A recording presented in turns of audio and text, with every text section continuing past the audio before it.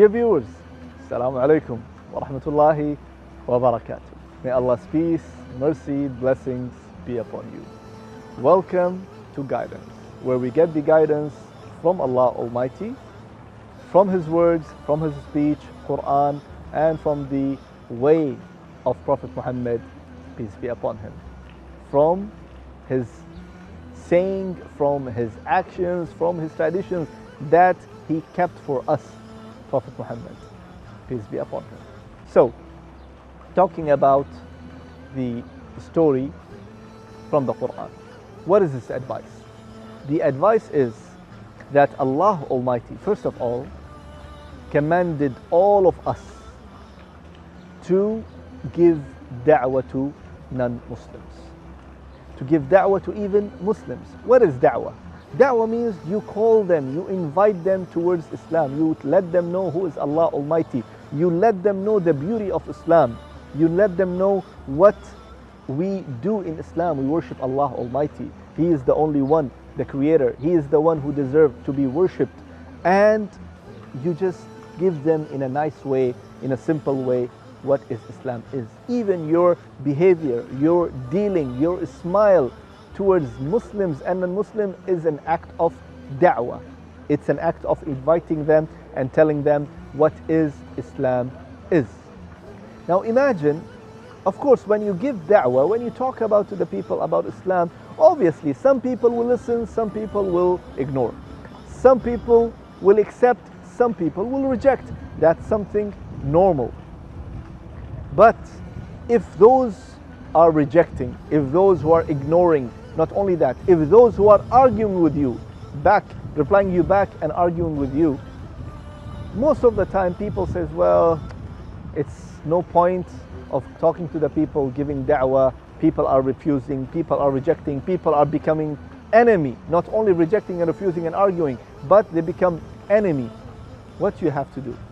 You have to continue. Yes, you have to continue. Don't leave da'wah, don't leave calling people to Islam, don't leave your good manners and characters and conduct, all these things because of XYZ person spoke to you in a bad manners, or he replied to you in a bad way, or maybe he pushed you or did something this or that to you. No, you should not, because this is the command of Allah Almighty to all of us. So what is this story that is linked with da'wah and giving da'wah to the others and inviting others to Islam? Of course, the Quran is full of that, but the specific story that I would like to link our life with that is the story of Nuh alayhi salam. Noah, peace be upon him. We know that Noah, he was sent to his people as any other prophet. Musa, Moses, Isa, Jesus, Adam, the other prophets, Ibrahim, Abraham, and Ishaq, Isaac, Yaqub, Jacob, Yusuf, Joseph, Dawood, David, Sulaiman, Solomon. All these prophets, they were sent to their people for what? To worship Allah Almighty alone, right? Similarly, Allah Almighty sent Noah, peace be upon him, to his people to call them to worship Allah Almighty alone. This is the main concept of all the prophets, from Adam alayhi salam all the way to the last final prophet, Muhammad, peace be upon them all. The message is one: worshipping Allah Almighty alone without associating any partner. Go through the commandment of Allah Almighty. Now what happened? Allah Almighty told Noah, go and give da'wah to the people. Why give da'wah to them? Because now they are worshipping stones. They are worshipping something else. They are not worshipping anything at all. So go and give them da'wah. So Nuh alayhi salam, he went and he gave da'wah for 1 year, 2 years, 3 years, 4 years, 10 years, 20 years, 30 years, 40 years, 50 years, and people are rejecting him. Do you think he got fed up? Do you think that he says, well, ya Allah, enough is enough, 50 years is more than enough, no one is accepting Islam, only few poor people, but majority of the people refusing me? He continued. He didn't give up. He gave to 60 years, 70 years, 80 years, 100 years. He's keep going on giving da'wah. Do you think after 100 years he said, Allah, that's it, After 100 years, only few people, not even 100, 200 people, only few people accepting Islam, or accepting my da'wah, or accepting my message to worship you. Ya Allah, I think it's enough. No, he continued. And he worshipped Allah Almighty, and simultaneously he gave da'wah to the people for 200 years, for 300 years, for 400 years, all the way to 950 years.